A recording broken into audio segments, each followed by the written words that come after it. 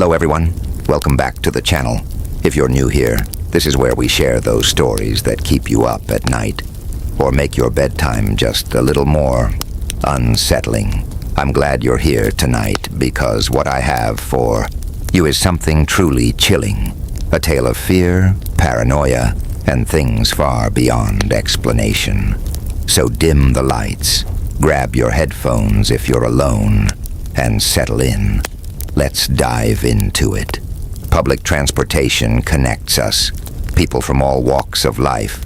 Strangers sharing space in cramped buses, trains, and trams. But what happens when that shared space becomes something darker, something sinister?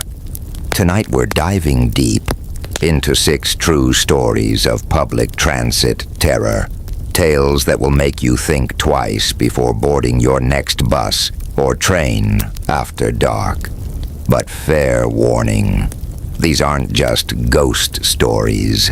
These are real accounts of people who found themselves trapped in situations beyond their control. So grab your headphones, turn off the lights, and settle in. Because tonight's first story starts where many nightmares do, on the night bus. It was supposed to be a good night. For weeks, Alex had been looking forward to this date. A chance to escape the monotony of work and maybe find some connection. The person they were meeting, someone named Riley. They'd met online, exchanged messages about books and movies, and finally agreed to meet at a cozy little cafe downtown. It wasn't love at first sight, but it wasn't terrible either. Conversation flowed easily enough, and by dessert Alex thought things were going well. But then came the comment. The one thing Riley said that made Alex's stomach drop. Maybe it was a joke gone wrong. Maybe it was ignorance, but whatever it was, it killed the vibe instantly. Suddenly the idea of inviting Riley home felt like inviting chaos into their life. Instead, Alex paid the bill, muttered something polite about having a great time, and bolted out the door. The streets were quiet now. The kind of quiet that settles over cities late at night, when even the drunks have gone home. Alex stood under the flickering streetlight outside the cafe, weighing options. Walking home wasn't safe, not in this part of town, and calling a cab would take too long. That left only one choice: the night bus. The bus pulled up with a groan, its headlights cutting through the foggy air. Alex stepped aboard, fumbling for change in their pocket, while trying not to trip over the step. The driver nodded curtly, barely glancing up as Alex slid their fare into the machine. Inside, the bus was nearly empty, just a handful of passengers scattered across the seats. Alex chose a spot near the middle, slumping against the window. The alcohol from dinner buzzed pleasantly in their veins, dulling the sting of disappointment from the failed date. At least they hadn't wasted money on an Uber, right? Small victories. But here's the thing about riding public transport, alone at night. You never know who else might be sharing the ride. And as the bus rumbled forward, Alex noticed 2 figures sitting at the very back. Both wore hoodies pulled low over their faces, their silhouettes blending into the shadows. One of them laughed softly, a sound that sent a shiver down Alex's spine. At first, Alex tried to ignore them. After all, everyone has bad nights, and maybe these guys were harmless, just kids blowing off steam. But then came the whispers, low, guttural voices drifting toward Alex like smoke. Words Alex couldn't quite catch, but the tone was unmistakable. Mockery? Hostility? The bus hit a pothole, jolting Alex awake from their half-daze. They glanced back again, catching a glimpse of one hoodie-clad figure leaning forward, staring directly at them. His face was pale, his eyes gleaming unnaturally in the dim light. When he saw Alex looking, he grinned, a wide, toothy grin that didn't reach his cold, dead eyes. Alex looked away quickly, heart pounding. They told themselves it was nothing, just paranoia. People got weird on buses at night. It happened all the time. Still, they shifted uncomfortably in their seat, suddenly hyper-aware of every bump, every noise, every shadow. Minutes passed, or maybe hours. Time always feels distorted in moments like these. Alex kept their gaze fixed on the window, watching the blurred outlines of buildings flash past. But no matter how hard they tried to focus elsewhere, they could feel those eyes boring into the back of their skull. Then came the first insult. A sharp bark of laughter, followed by a word Alex couldn't pretend not to hear. This time, they turned around fully, glaring at the pair in the back. "What did you say?" Alex demanded, voice louder than intended. The response was immediate and vicious. A torrent of slurs and threats spilled from both figures, their voices overlapping in a cacophony of hate. Alex froze, unsure whether to fight back or stay silent. In the end, pride won out. They shot back with an insult of their own, sharp and biting. The reaction was instantaneous. The taller of the two lunged halfway out of his seat, grabbing the headrest of Alex's chair and shaking it violently. "You think you're tough, huh?" he snarled, spittle flying. "Keep running your mouth, see what happens." Alex knew staying put was a mistake. Heart racing, they grabbed their bag and moved closer to the front. There weren't many rows left between them and the driver, but any distance felt better than sitting directly behind those two. As they settled into a new seat, Alex glanced at the driver, a middle-aged woman with tired eyes and a weary expression. She caught Alex's eye briefly, offering a sympathetic nod before returning her attention to the road. For a moment, everything seemed okay. The insults stopped. The shaking ceased. Maybe moving had been the right call. But then Alex heard the unmistakable sound of footsteps behind them. Heavy, deliberate steps echoing down the aisle. Before they could react, a hand clamped down on their shoulder, yanking them backward. "Where you going, huh?" The taller figure growled, twisting Alex's arm painfully. "Thought you were gonna run your mouth some more." Panic surged through Alex's body. They struggled to break free, but the grip was ironclad. Passengers in the front rows pretended not to notice, averting their eyes or burying their faces in their phones. Even the driver remained eerily silent. Suddenly, the bus swerved sharply, throwing everyone off balance. Alex stumbled sideways, breaking free from their attacker's grasp. They scrambled toward the driver, shouting, "Help me, please!" But the driver simply shook her head, mouthing something Alex couldn't understand. Whatever it wasn't comforting. Desperate, Alex leaned closer to the driver. "Why aren't you doing anything?" they hissed. The driver glanced at them briefly, her expression unreadable. Then, almost casually, she reached under her seat and pulled out a baseball bat. "I'm not paid enough for this," she muttered, gripping the bat tightly. "But if they touch you again, I swear to God." Before Alex could respond, the taller figure appeared beside them, his face contorted with rage. "You don't talk to her," he spat, pointing a finger at the driver. "Nobody talks to her but me." In that moment, Alex realized something terrifying. This wasn't just random violence. These two weren't ordinary thugs. They were targeting the driver specifically. And now, thanks to Alex's ill-fated decision to confront them, they'd become collateral damage in whatever twisted game these men were playing. Public transportation is supposed to be predictable.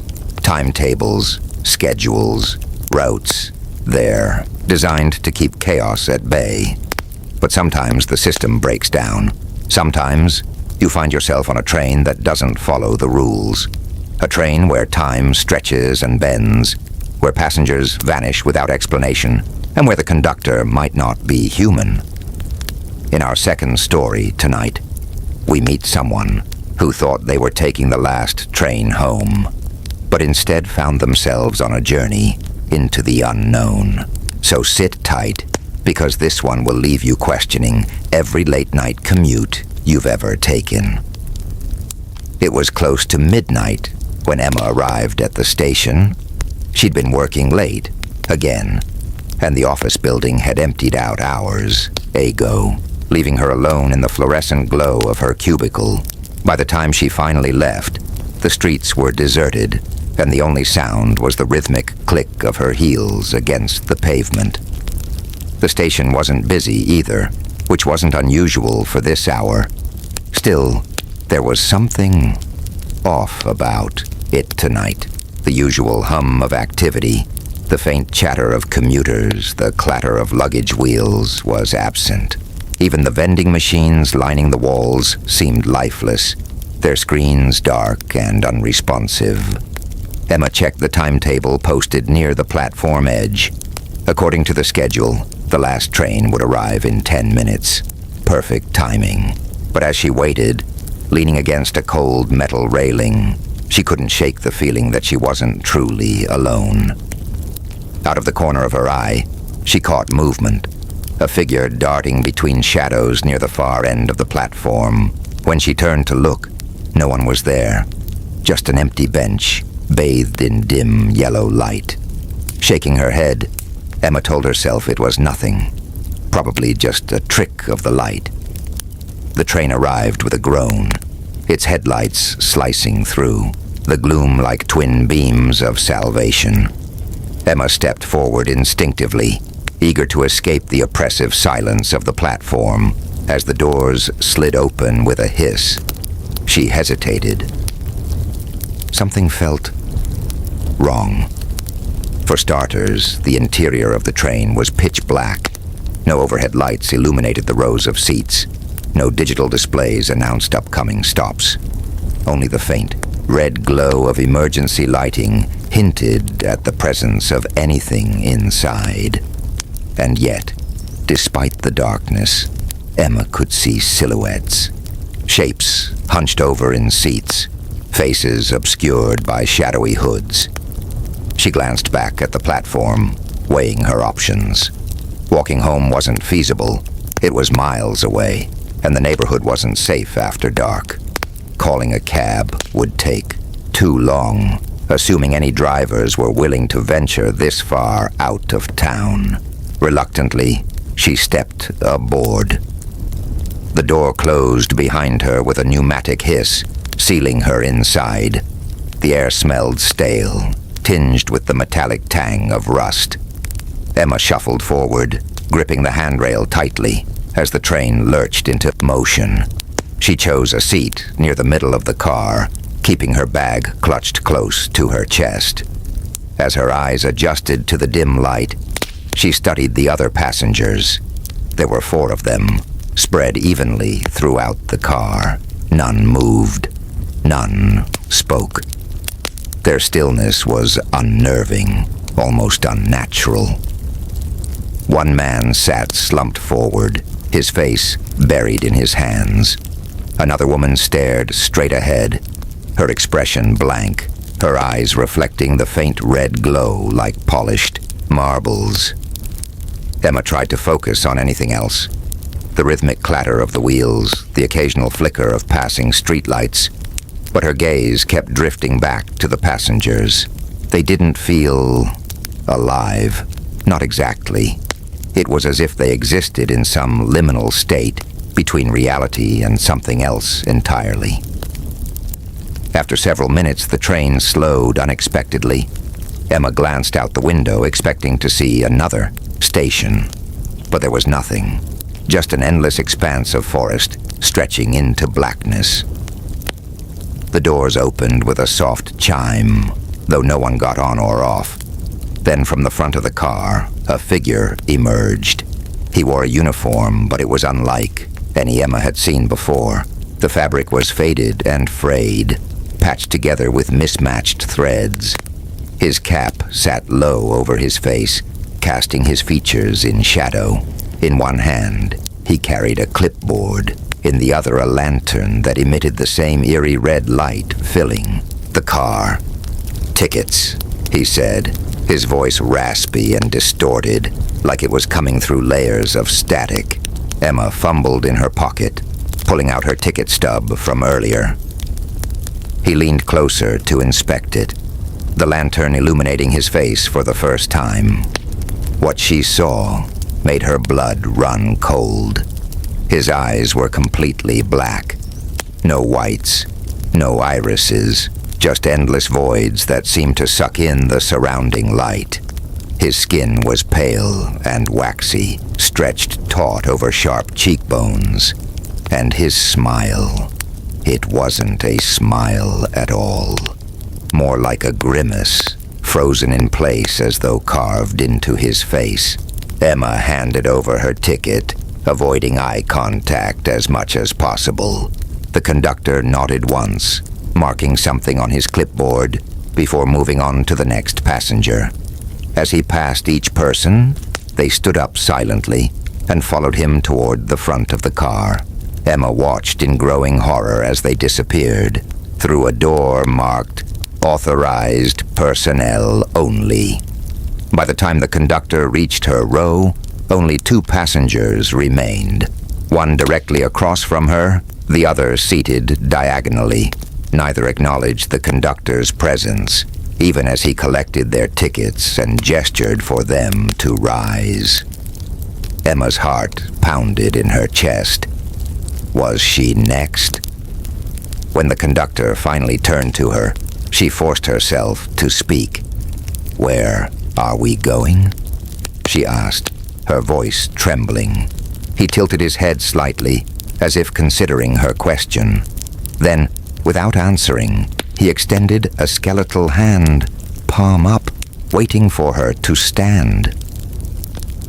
Emma stayed rooted to her seat, clutching her bag like a lifeline. "I'm not getting off here," she said firmly, though her voice betrayed her fear. The conductor's expression didn't change, but something shifted in the atmosphere around them. The temperature dropped suddenly, frost creeping along the windows. The remaining passengers began whispering, soft, urgent murmurs that sent shivers down Emma's spine. "You don't belong here," one of them hissed, their voice barely audible. "Get off while you still can." Emma's mind raced. Whatever this train was, wherever it was headed, she knew instinctively that she couldn't stay aboard. Summoning every ounce of courage, she bolted for the nearest exit. The doors slid open automatically, revealing the same stretch of forest she'd seen earlier. Without hesitation, she leapt onto the platform, or rather, what should have been a platform. Instead of concrete, her feet hit damp earth. Trees loomed overhead, their branches twisting like skeletal fingers against the night sky. Behind her, the train let out a mournful whistle, louder and more piercing than before. She turned just in time to see the conductor standing in the doorway, his lantern held high. For a brief moment, their eyes met, and Emma felt a wave of dread wash over her. Then the doors slammed shut, and the train sped away, vanishing into the darkness. Alone in the woods, Emma realized she had no idea where she was, or how she'd gotten there. All she knew was that she needed to keep moving, because somewhere deep in the forest, she swore she could hear the faint sound of footsteps following her. Have you ever taken a wrong turn? Maybe missed your stop or accidentally boarded the wrong bus? It happens to everyone at some point. But what if the route itself wasn't supposed to exist? What if the map lied, and the destination was something far worse than just being lost. Tonight's third story takes us deep into the heart of urban legend, a tale about a bus route that appears only under certain conditions, a route where passengers disappear, drivers vanish, and no one remembers ever boarding. So buckle up, because this is the Vanishing Bus Route. It started as an ordinary evening for Daniel. He'd spent most of the day running errands, grocery shopping, picking up dry cleaning, visiting friends, and by the time he finished, the sun had already dipped below the horizon. The streets were quieter now, bathed in the soft orange glow of streetlights. Daniel checked his phone for the nearest bus stop. His apartment was a good 20-minute walk away, and while he didn't mind walking during the day, nighttime in this part of town made him uneasy. Muggings weren't uncommon, and the alleys between buildings always seemed to harbor shadows that didn't belong. He spotted the sign for Route 72 half a block ahead and quickened his pace. According to the schedule app on his phone, the next bus was due in 5 minutes. Perfect timing. But as Daniel approached the stop, he noticed something strange. The sign looked weathered. Faded lettering barely legible against rusted metal, and the shelter itself was missing its glass panels, leaving it exposed to the elements. Stranger still, there wasn't a single soul waiting with him, not even a stray dog wandering nearby. The bus arrived right on schedule, or so it seemed. Its headlights pierced through the foggy air like twin searchlights, illuminating the cracked pavement beneath Daniel's feet. As it pulled up, he hesitated. Something about the vehicle felt off. Its paint job was faded, the once bright blue now dulled to a murky gray.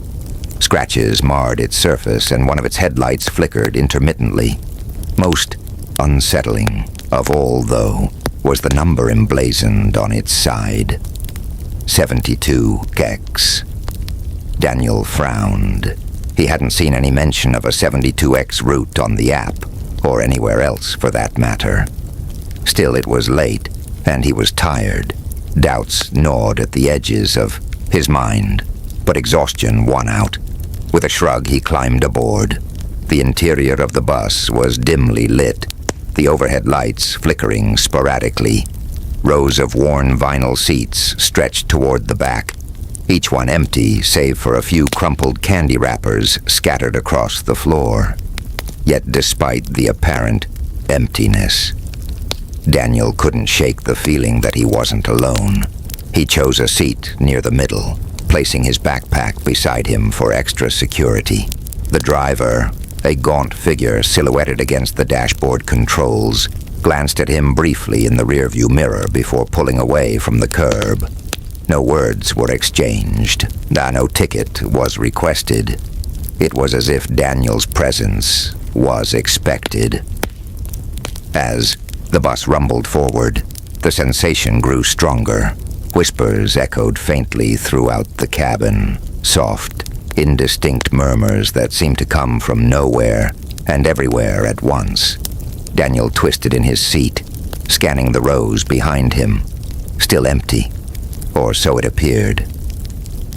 After several minutes, curiosity got the better of Daniel. Leaning forward slightly, he called out, "Excuse me, driver, where does this route go?" There was a long pause before the man responded. When he did, his voice was low and gravelly, carrying an odd cadence that made Daniel's skin crawl. "Depends on who you ask," he said cryptically. "Some say it goes nowhere. Others claim it leads somewhere important." Daniel blinked, unsure how to respond. "Important? Like where?" The driver chuckled, a hollow, humorless sound. "You'll see, soon enough." Before Daniel could press further, the bus hit a bump, jolting him backward. The whispers intensified, growing louder and more urgent. They swirled around him like a storm, overlapping voices speaking in languages he couldn't understand. Panic bubbled in his chest, but he forced himself to stay calm. Whatever was happening, panicking wouldn't help. The bus slowed abruptly, lurching to a halt at a decrepit bus shelter Daniel didn't recognize. Outside, the world was shrouded in thick mist, obscuring everything beyond a few feet. No landmarks, no signs, no other vehicles in sight. A mechanical chime announced the stop, followed by the hiss of opening doors. To Daniel's astonishment, several passengers disembarked, not people he'd seen board, but figures who materialized, seemingly out of thin air. Their forms wavered, translucent and ghostly, before dissolving entirely into the fog. When the doors closed again, the bus resumed its journey. This time, however, Daniel wasn't the only passenger. Across the aisle sat a young woman, her face pale and expressionless.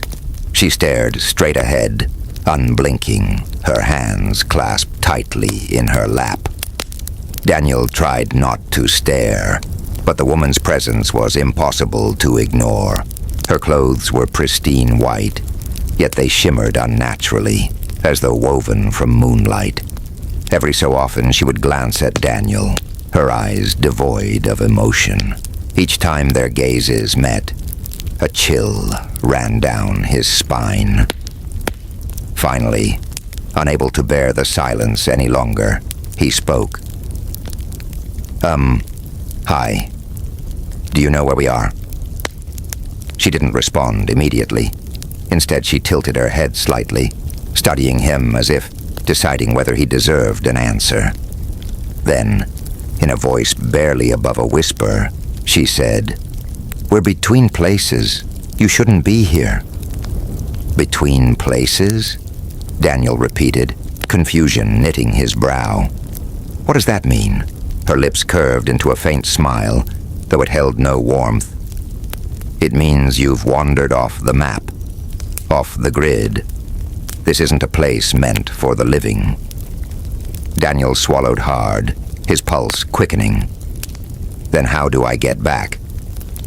The woman's smile widened, revealing teeth that glinted too sharply in the dim light. "That depends. Are you ready to pay the toll?" "Toll?" Daniel echoed, dread pooling in his stomach. "What kind of toll?" The woman leaned closer, her breath cold against his cheek. "Everyone pays differently. Some give memories. Others offer regrets. But you..." She paused, tilting her head thoughtfully. "You feel guilt. That's your currency." Before Daniel could protest, images flooded his mind, moments he wished he could forget, mistakes he'd made, people he'd hurt. Each memory burned brighter than the last, searing his thoughts, until he thought he might scream, and then, just as suddenly as they came, they vanished. When he opened his eyes, the woman was gone. So was the bus. All that remained was the sound of distant footsteps approaching through the mist. Daniel stood frozen, his breath catching in his throat. The bus was gone. The woman in white was gone. Even the faint hum of the engine had dissolved into silence. All that remained was the oppressive weight of the mist swirling around him, thick enough to obscure everything but the faint outline of his own trembling hands.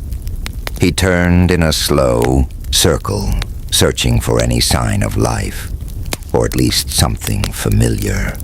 But there was nothing. No streetlights, no buildings, no distant glow of civilization on the horizon. Just an endless expanse of gray fog stretching in all directions. It felt as though he'd been plucked from reality and deposited into some liminal space between worlds. The footsteps grew louder, echoing unnaturally loud in the void. They weren't hurried or panicked. Instead, they moved with deliberate slowness, each step reverberating like thunder in Daniel's ears. He tried to call out, his voice cracking as he shouted, "Hello? Is anyone there?" There was no response, just the steady rhythm of those approaching steps. As the footsteps drew closer, a shadow materialized within the mist, a tall, slender figure cloaked in darkness. Its features were indistinct, blurred by the haze, but its presence radiated menace. Every instinct screamed at Daniel to run, but his legs refused to obey. He stood rooted to the spot, paralyzed by fear. The figure stopped a few feet away, tilting its head slightly as if studying him.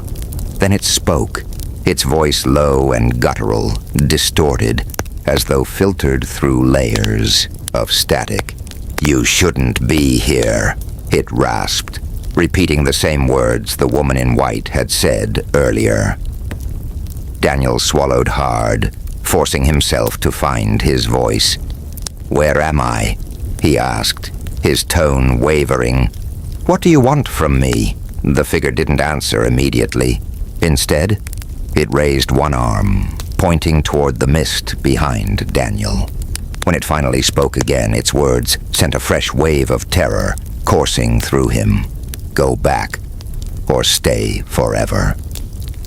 Without waiting for further explanation, Daniel spun around and bolted in the direction the figure had indicated. His heart pounded wildly in his chest as he pushed forward, arms outstretched to fend off unseen obstacles. The mist clung to him like cobwebs, cold and suffocating, but he didn't dare stop moving.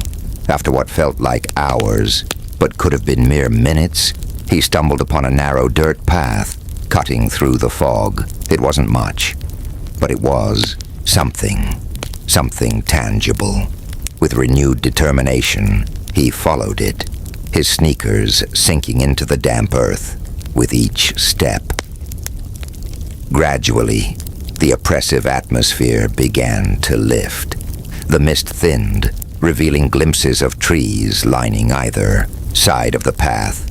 Birdsong replaced the eerie silence, and the air smelled faintly of pine needles and wet soil.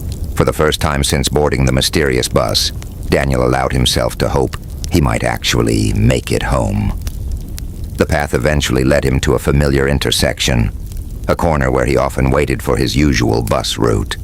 Cars zipped past, their headlights cutting through the night like blades. Streetlights buzzed overhead, casting pools of warm yellow light onto the sidewalk. Everything looked exactly as it should. Yet Daniel couldn't shake the feeling that something fundamental had changed. He glanced down at his phone, expecting to see dozens of missed calls and texts from worried friends or family. But the screen displayed only the current time, midnight, and a nearly depleted battery. No notifications, no evidence that hours had passed while he was trapped in wherever he'd been. Shaking his head, Daniel flagged down a passing taxi. The driver eyed him suspiciously in the rearview mirror, likely noting his disheveled appearance and the haunted look in his eyes. But Daniel didn't care. All that mattered was getting home. When Daniel finally reached his apartment, he collapsed onto the couch, too exhausted to process what had happened. Sleep came quickly, dragging him into a restless haze filled with fragmented dreams of flickering bus lights and whispering voices. The next morning, he woke with a start, convinced the entire ordeal had been a fever dream brought on by stress and fatigue. But when he checked his phone, he found something impossible. A photo saved to his camera roll. It showed the inside of the bus, the faded seats, the flickering lights, and the number 72X emblazoned on the dashboard. Even more unsettling, in the reflection of the window, he could see the woman in white, sitting directly behind him, her hollow eyes staring straight into the lens. Daniel deleted the photo immediately, vowing never to speak of the incident again. Yet deep down, he knew the truth. Somewhere out there, Route 72X still existed, an invisible thread woven into the fabric of the city, waiting to ensnare its next passenger. Subways are the veins of a city, pumping life into its heart with every screech of steel on rails. But what happens when those veins carry something darker? When the tunnels stretch farther than they should, and the stations you expect to reach vanish into the blackness? Tonight's fourth story takes us underground, a place where time loses meaning, where passengers become prisoners, and where escape is never guaranteed. This is the subway that never reached the station. It had been one of those days, the kind where everything goes wrong, and no amount of coffee can fix it. Clara had spent 12 hours buried under spreadsheets, emails, and endless meetings, her patience wearing thin by the minute. By the time she finally packed up her things and headed for the exit, the fluorescent lights in the office felt like they were mocking her. The streets above were quiet now, the usual bustle of commuters replaced by the occasional car speeding past. Clara pulled her coat tighter around herself as she descended into the subway station, eager to get home and collapse onto her couch. She checked the timetable. Her train was due in 3 minutes. Perfect timing. But as she stepped onto the platform, a strange sensation washed over her. The air was colder than usual, almost unnaturally so, and the lights overhead flickered sporadically, casting uneven shadows across the tiled walls. Still, she shook off the unease. Late-night subways weren't exactly known for their reliability, after all. The train arrived right on schedule, or so it seemed. Its headlights pierced through the darkness of the tunnel like twin beams of salvation, illuminating the grimy tracks below. As it screeched to a halt, Clara hesitated for a moment. Something about the train felt off. Its exterior was battered, covered in graffiti that looked decades old. Scratches marred its surface, and one of its windows was cracked, spiderwebbing outward from what appeared to be a bullet hole. Most unsettling of all, though, was the number displayed above the windshield. Line 13. Clara frowned. She didn't remember seeing any mention of a line 13 on the map, or anywhere else for that matter. Still, it was late, and she was exhausted. Doubts gnawed at the edges of her mind, but fatigue won out. With a shrug, she climbed aboard. The interior of the train was dimly lit, the overhead lights flickering sporadically. Rows of worn, vinyl seats stretched toward the back, each one empty save for a few crumpled candy wrappers scattered across the floor. Yet despite the apparent emptiness, Clara couldn't shake the feeling that she wasn't alone. She chose a seat near the middle, placing her bag beside her for extra security. The driver, a gaunt figure silhouetted against the dashboard controls, glanced at her briefly in the rearview mirror before pulling away from the platform. No words were exchanged. No ticket was requested. It was as if Clara's presence was expected. As the train rumbled forward, the sensation grew stronger. Whispers echoed faintly throughout the cabin, soft, indistinct murmurs that seemed to come from nowhere and everywhere at once. Clara twisted in her seat. Scanning the rows behind her. Still empty, or so it appeared. After several minutes, curiosity got the better of Clara. Leaning forward slightly, she called out, "Excuse me, driver, where does this route go?" There was a long pause before the man responded. When he did, his voice was low and gravelly, carrying an odd cadence that made Clara's skin crawl. "Depends on who you ask," he said cryptically. "Some say it goes nowhere. Others claim it leads somewhere important." Clara blinked, unsure how to respond. Important? Like where? The driver chuckled, a hollow, humorless sound. You'll see, soon enough. Before Clara could press further, the train hit a bump, jolting her backward. The whispers intensified, growing louder and more urgent. They swirled around her like a storm, overlapping voices speaking in languages she couldn't understand. Panic bubbled in her chest, but she forced herself to stay calm. Whatever was happening, panicking wouldn't help. Suddenly, a figure appeared in the seat directly across from Clara. She hadn't noticed anyone board, yet there she was. A woman dressed entirely in black, her face obscured by a wide-brimmed hat. Her hands rested neatly in her lap, gloved fingers intertwined as if in prayer. Clara stared, unsure whether to speak or simply pretend she hadn't noticed. But before she could decide, the woman lifted her head slightly, revealing eyes that glowed faintly in the dim light. "You shouldn't be here," she whispered, her voice barely audible over the hum of the train. "What do you mean?" Clara asked, her voice trembling. "Where is this train going?"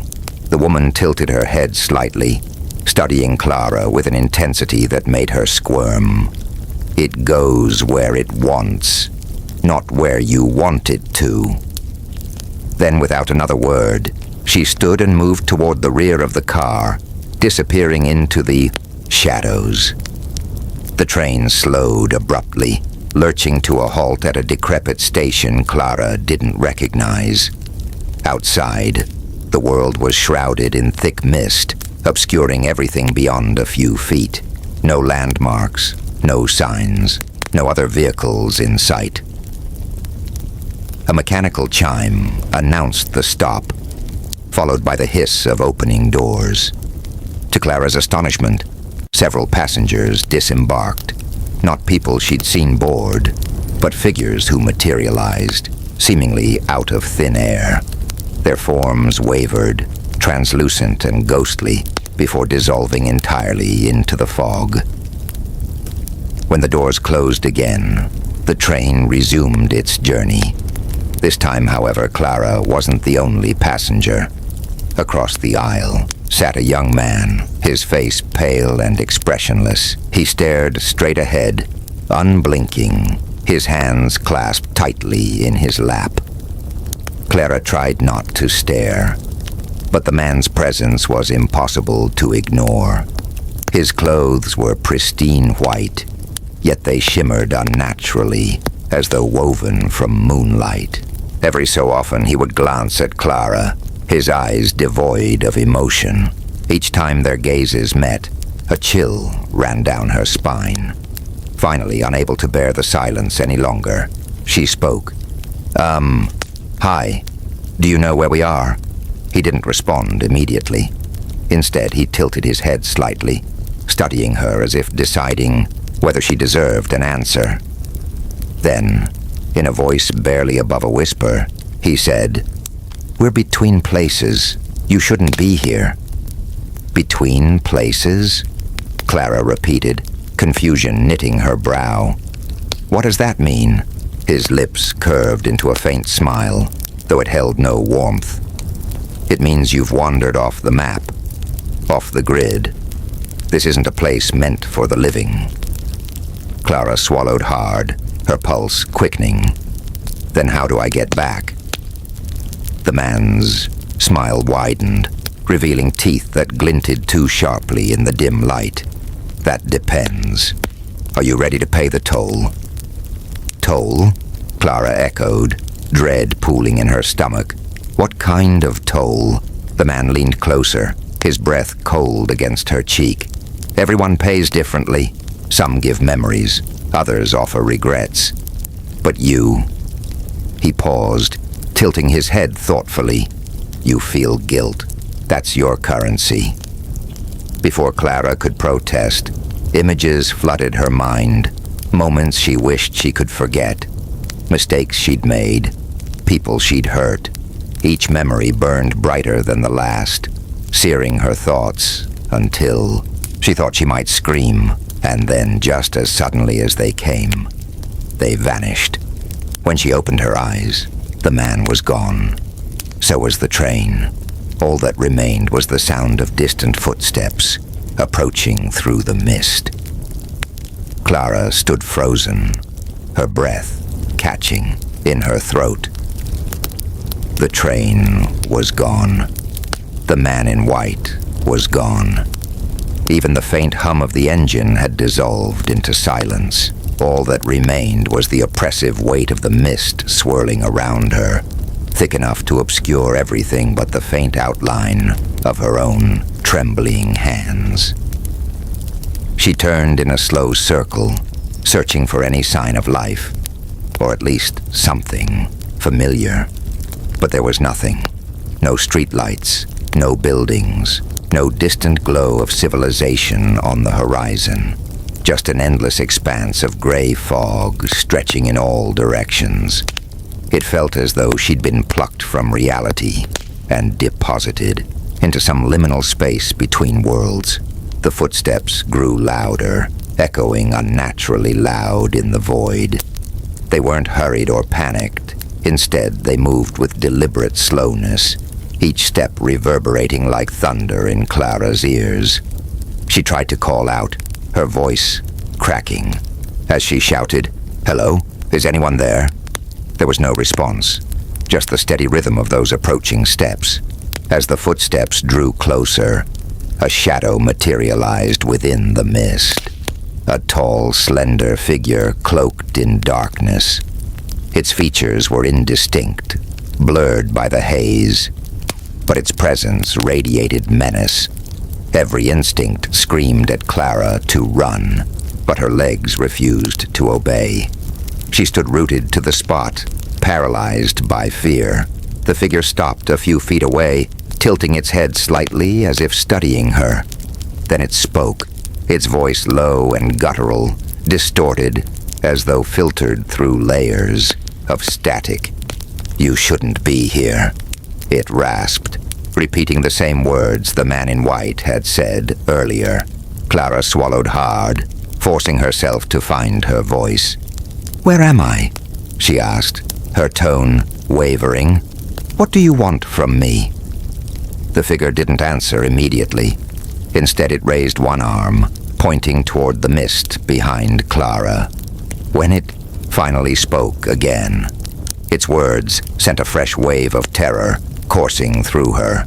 "Go back, or stay forever." Without waiting for further explanation, Clara spun around and bolted in the direction the figure had indicated.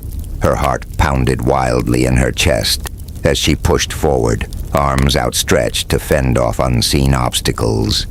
The mist clung to her like cobwebs, cold and suffocating, but she didn't dare stop moving after what felt like hours, but could have been mere minutes. She stumbled upon a narrow dirt path, cutting through the fog. It wasn't much, but it was something tangible. With renewed determination, she followed it, her sneakers sinking into the damp earth with each step.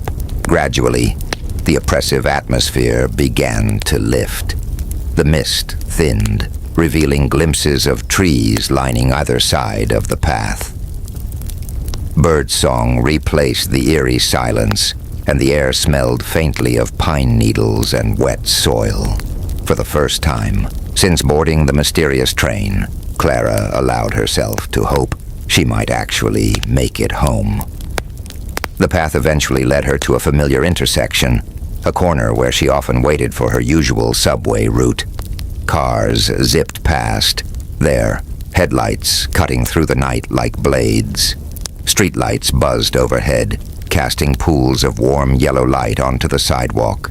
Everything looked exactly as it should.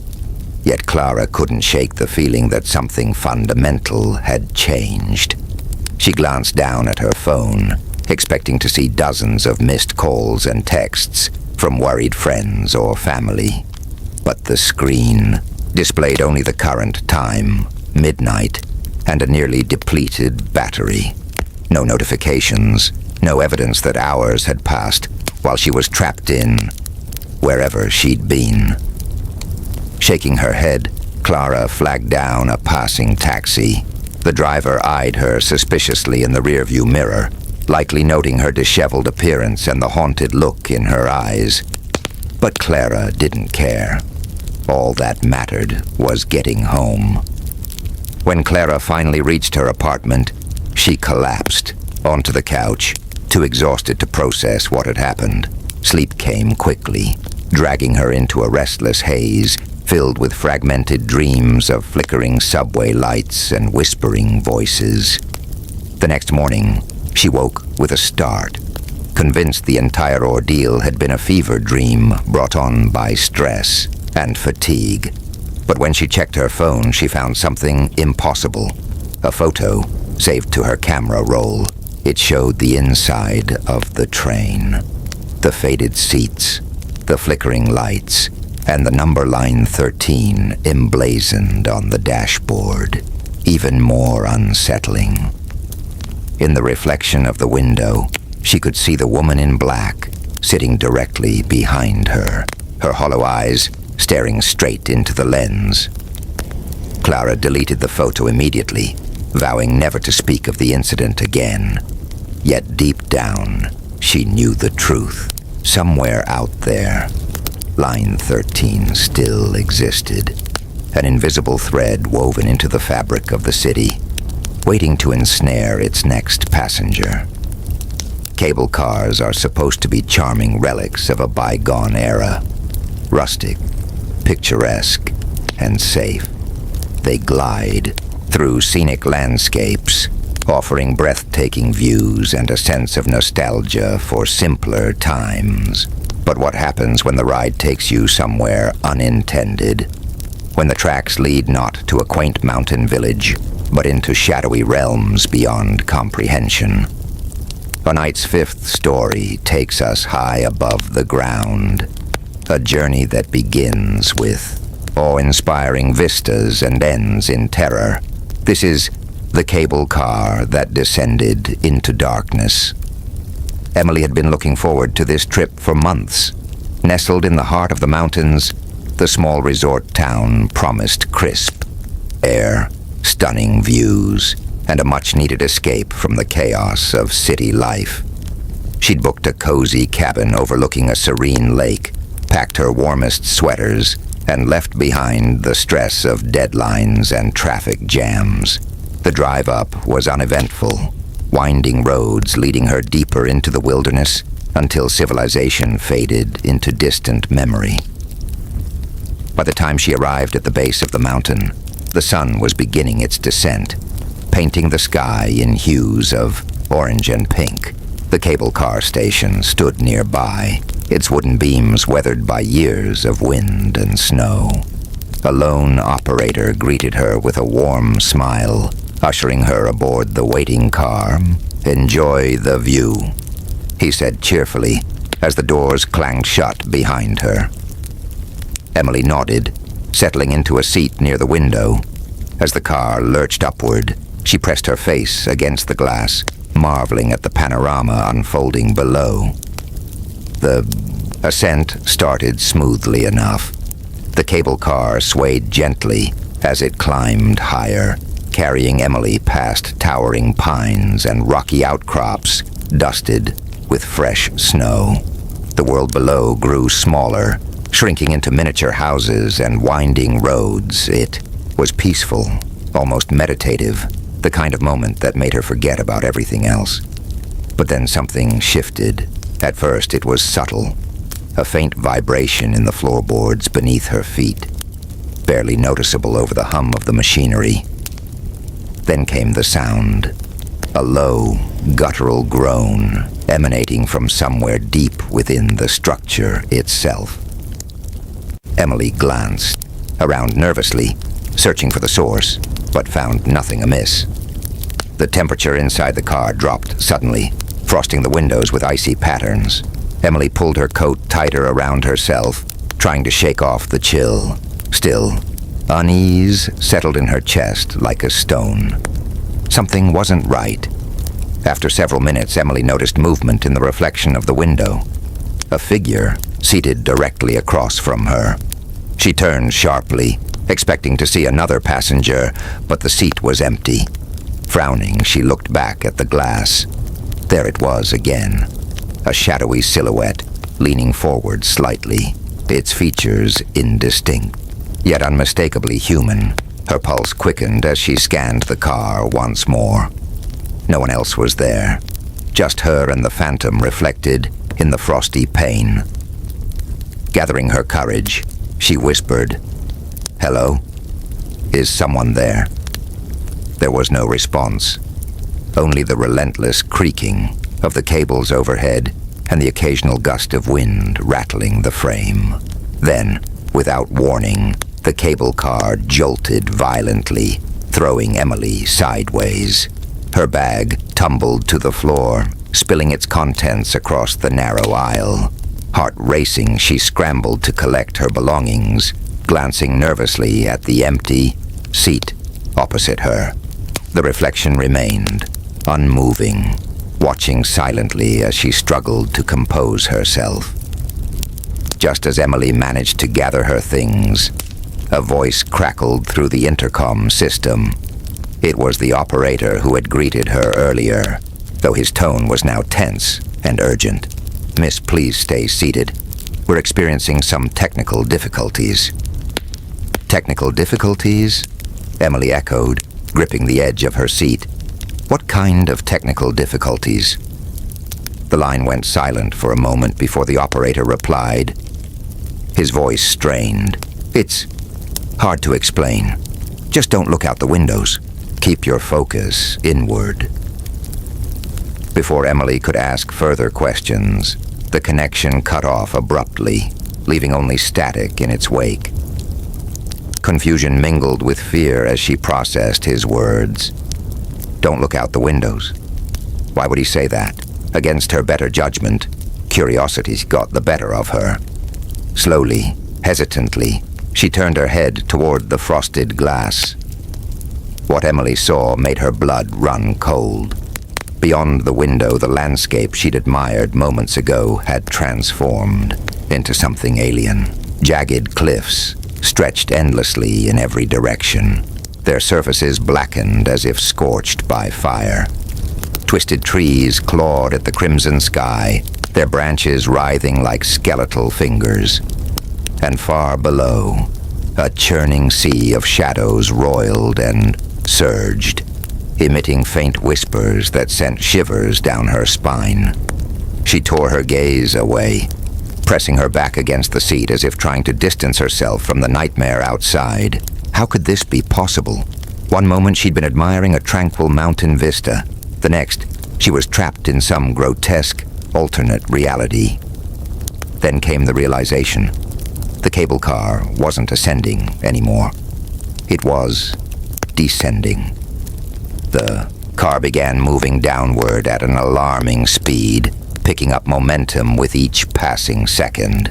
Emily clutched the armrests tightly, knuckles white, as gravity pulled her stomach into her throat. The interior lights flickered sporadically, casting eerie shadows across the walls. Outside, the twisted landscape loomed closer, its horrors magnified by proximity. Suddenly, the intercom crackled to life again. This time, the operator's voice was frantic, bordering on hysterical.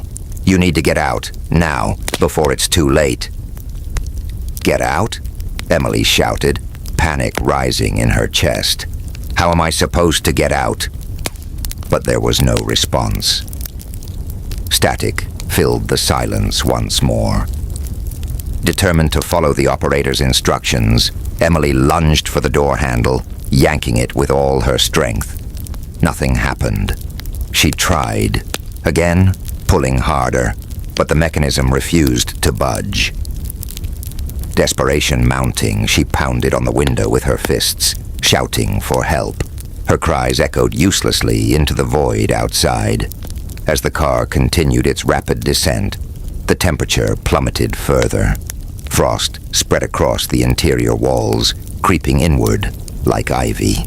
Emily's breath came in ragged gasps, fogging the already frosted windows. She sank to the floor, hugging her knees to her chest, tears streaming down her face. "Please," she whispered, addressing no one in particular. "Please, let me go home."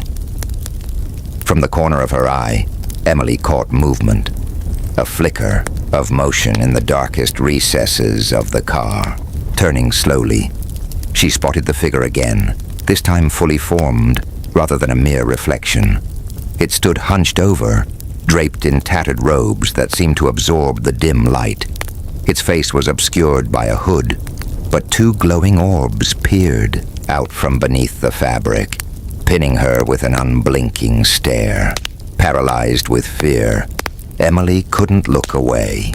The figure raised a gnarled hand, pointing toward the window. "Look," it rasped, its voice a chilling blend of whispers layered atop one another. "See what awaits you."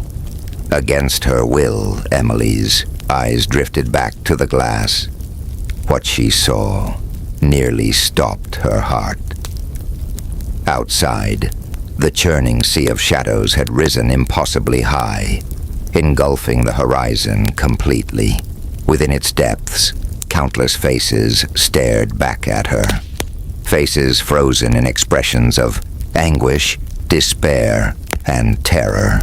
Their mouths moved in silent screams, their eyes pleading for release. And amidst the cacophony of whispers, one voice rose above. The rest, clear and unmistakable. "Join us."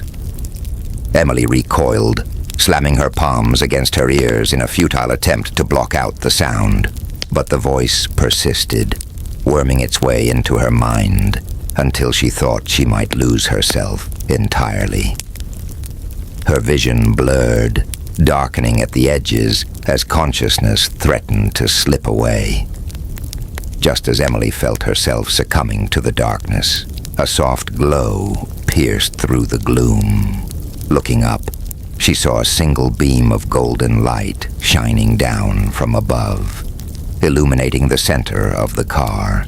It pulsed rhythmically, almost invitingly, cutting through the oppressive shadows like a beacon, summoning the last reserves of her strength. Emily crawled toward the light, dragging herself inch by agonizing inch. The whispers grew louder, more insistent, urging her to turn back, but she refused, focusing solely on the warmth emanating from the glow. As she reached the epicenter of the light, the cable car shuddered violently once more. For a brief moment, everything froze, the descent, the whispers, the encroaching shadows. Then, with a deafening crash, the car slammed to a halt. Emily woke to sunlight streaming through her bedroom window, the comforting scent of coffee wafting from the kitchen. For a moment she lay still, disoriented, wondering if the entire ordeal had been a dream. But then she noticed the frost, clinging to the edges of her bedside table, melting slowly in the morning heat. She sat up abruptly, scanning the room for any sign of the previous night's horrors. Everything appeared normal, too normal. Yet deep down, she knew the truth. Somewhere out there, the cable car still waited, its tracks leading into realms best left unexplored. Trains are symbols of progress, steel beasts cutting through landscapes, connecting cities and lives. But what happens when a train runs off the map? When its tracks lead to places that don't exist on any atlas, where passengers become pawns in games they can't comprehend. Tonight's sixth story takes us aboard the train that ran off the map. A journey into the unknown, where reality bends and breaks under the weight of forces beyond human understanding. So hold on tight, because this ride doesn't end where you think it will. It had been a long week for Marcus. Between endless meetings, mounting deadlines, and a growing sense of dissatisfaction with his life, he'd reached his breaking point.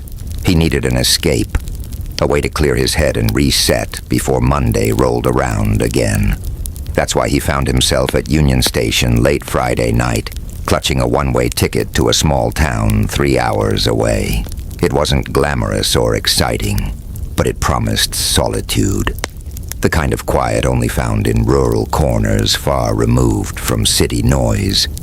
The station was nearly empty, save for a few stragglers waiting idly for their own departures. Marcus checked the departure board one last time, confirming his train would leave in 10 minutes. Satisfied, he boarded early, choosing a window seat toward the rear of the car. As he settled in, something about the train felt strange. Its interior was clean enough, but there was an odd stillness to it, as if the air itself were holding its breath. The other passengers sat scattered throughout the cabin, their faces obscured by hoods or newspapers. No one spoke. No one moved. They might as well have been mannequins propped up for show. The conductor arrived shortly after Marcus took his seat. A tall, wiry man with sunken cheeks and piercing gray eyes. His uniform looked decades out of date, faded patches barely clinging to the fabric. In one hand, he carried a clipboard. In the other, a brass pocket watch that gleamed unnaturally bright in the dim light. When he approached Marcus, his gaze lingered longer than necessary. "Ticket?" he asked, voice raspy and clipped. Marcus handed it over without hesitation, watching as the conductor inspected it closely. Then came the question that sent a chill down his spine. "You sure you want to take this trip?" "What do you mean?" Marcus replied, forcing a nervous laugh. "It's just a train ride." The conductor didn't smile. Instead, he leaned in slightly, lowering his voice so only Marcus could hear. "Not all destinations are final stops. Some keep going." Before Marcus could respond, the conductor straightened, marking something on his clipboard before moving on to the next passenger. Whatever he'd meant, Marcus decided not to dwell on it. After all, trains couldn't just disappear off the grid, right? The train departed precisely on schedule, pulling away from the platform with a low groan. Outside, the cityscape gradually gave way to rolling hills and dense forests bathed in moonlight. Marcus leaned back in his seat, closing his eyes and letting the gentle sway of the train lull him into a semi-doze. But sleep never fully claimed him. Every so often he'd catch snippets of conversation, or rather, whispers, from nearby passengers.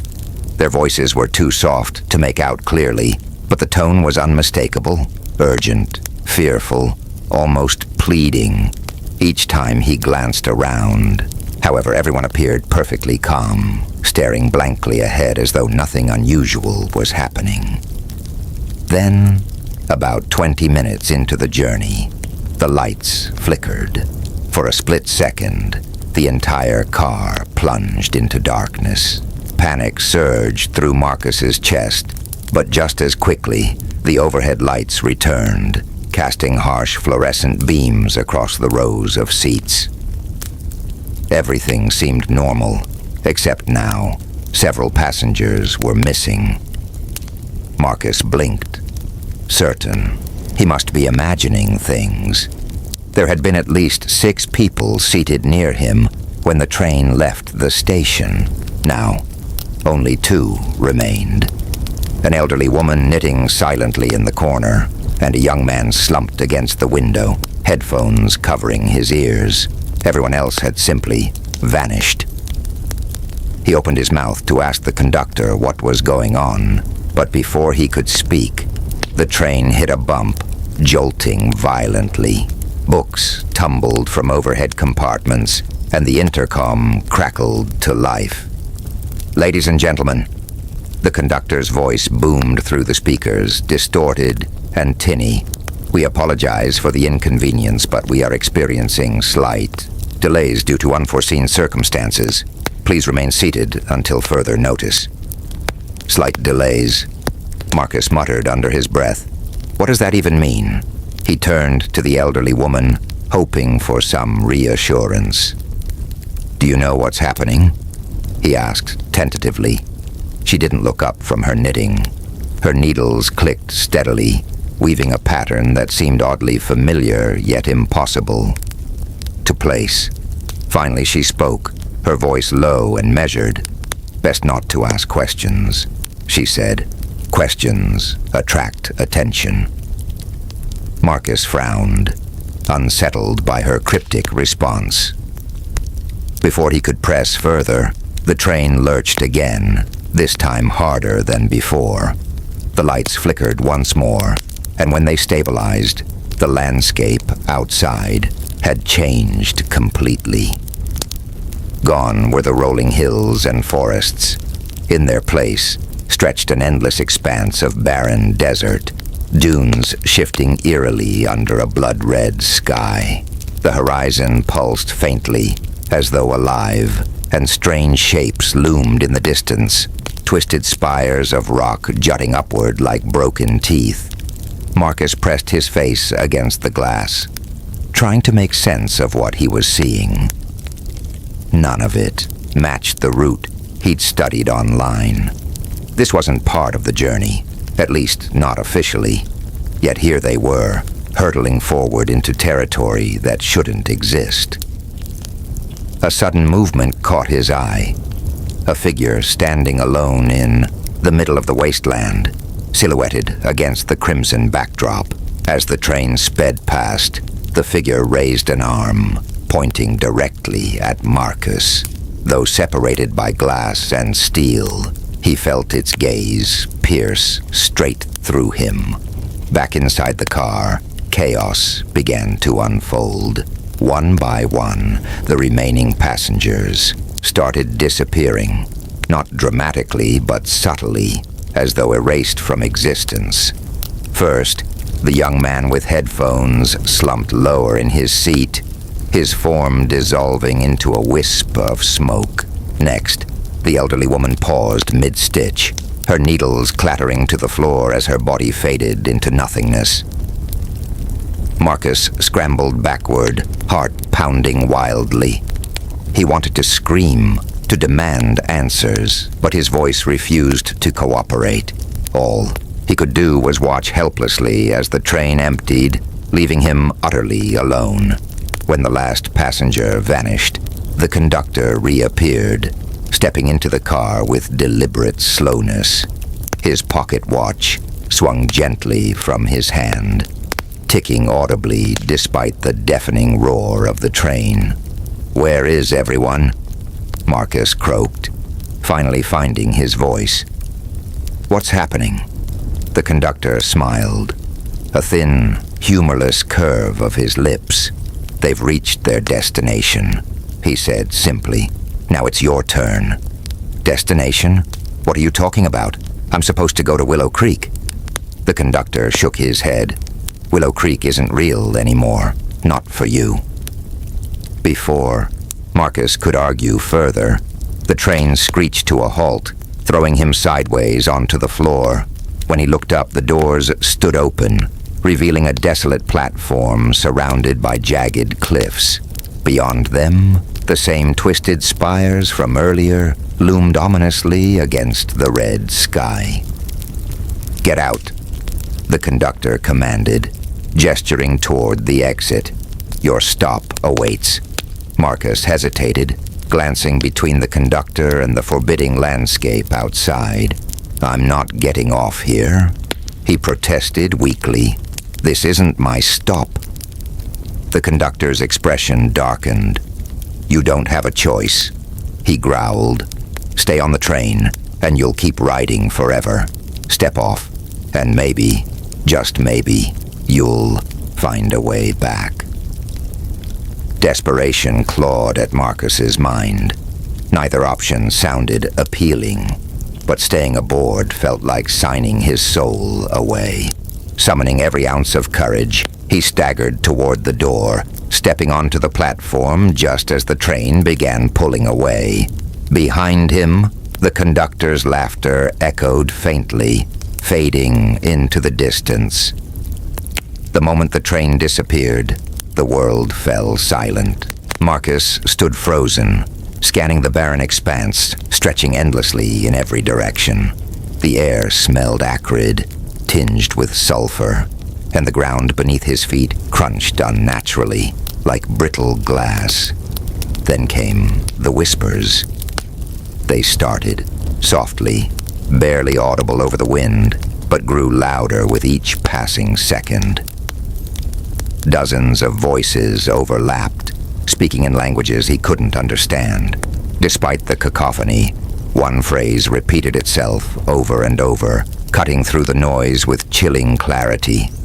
"Welcome home."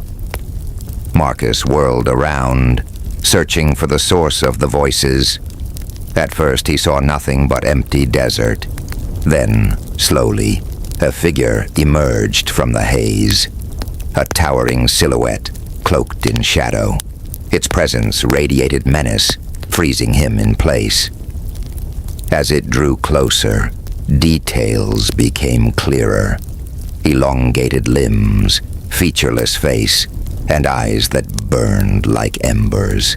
In one hand, it held a lantern emitting the same golden glow Marcus had seen earlier inside the train. "Who are you?" he demanded, his voice trembling. "What do you want from me?" The figure tilted its head slightly, studying him with an intensity that made his skin crawl. Then, without warning, it extended a skeletal hand, palm up, as if expecting something in return. "What do you want?" Marcus repeated, backing away instinctively. The figure didn't respond verbally. Instead, images flooded Marcus's mind, memories of moments he wished he could forget. Regrets piled atop regrets, each one burning brighter than the last, until he thought he might collapse under their weight. Finally, understanding dawned. "You want pieces of me," he whispered hoarsely. "My memories, my guilt, my fears." The figure nodded once, its ember-like eyes gleaming with satisfaction. Reluctantly, Marcus stepped forward, placing his hand in the creature's grasp. Pain shot through his arm, searing hot and unbearable, but it lasted only a moment. When it subsided, he felt lighter, as though a great burden had been lifted. Woke with a start, sprawled across a wooden bench at Union Station. Sunlight streamed through the high windows, illuminating the bustling crowd around him. For a moment, he lay still, disoriented, wondering if the entire ordeal had been a dream. But then he noticed the frost, clinging to the edges of his coat, melting slowly in the morning heat. He sat up abruptly, scanning the room for any sign of the previous night's horrors. Everything appeared normal, too normal. Yet deep down, he knew the truth. Somewhere out there, the train still waited, its tracks leading into realms best left unexplored.